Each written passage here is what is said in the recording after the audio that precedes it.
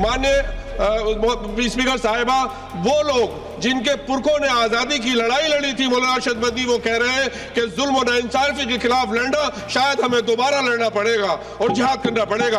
आखिर कब तक मुसलमानों को इस तरह से दबाया जाता रहेगा मुल्क में? मैडम, एक जुल्म की एक बर्दाश्त होती है। देखिए, जिहाद मुल्क के लिए होता है, जिहाद मुल्क के खिलाफ नहीं होता है, बस मुझे इतना पता।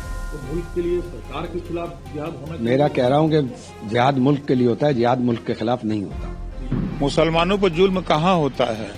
मुसलमान जो चाहे मदनी जी हो चाहे कोई हो, पहले तो वो अगर वो अल्लाह को मानते हैं, अपने मोहम्मद साहब को मानते हैं, उनके विचार को तो मान लें। खुदा उसी की मदद करता है जो खुद अपनी मदद के लिए तैयार होता है। मोहम्मद साहब ने कहा है कि बेकस, बेपनाह, लाचार, कमजोर, मजलूम की मदद करो। ये मदनी और सदनी जो है ना, ये किसकी मदद करते हैं? सबसे ज्यादा मजलूम, सबसे ज्यादा कमजोर ये प्रदेश में अखिलेश यादव जी, मायावती जी, सोनिया गांधी, राहुल गांधी, ये सब लोग मजलूम हैं। यही पढ़ते हैं। मदद, अपनी मदद के लिए लड़ो। 20% वोट है। कांग्रेस को, भाजपा को हराने के लिए कांग्रेस के साथ जाओगे, भाजपा को हराने के लिए सपा के साथ जाओगे। का उखाड़ पा रहे हो? आजादी के बाद से अब तक का कर लिए? आजादी के बाद नौकरियों में 38% थे, आज 1% नहीं रह गए हो।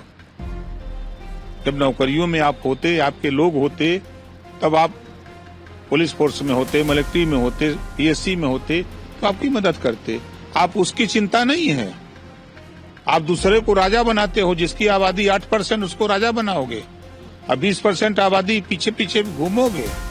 एक बार मदनी को अगर ताकत हो, जो बोल रहे हैं कि जिहाद का ताकत हो, तो जरा एक बात नहीं बोल दो अखिलेश जी से या सोनिया गांधी या राहुल से कि भाई इस बार जो है मुसलमान को जो है मुख्यमंत्री, सरकार बनती है तो मुख्यमंत्री बनाओ, तब हम लोग साथ देंगे।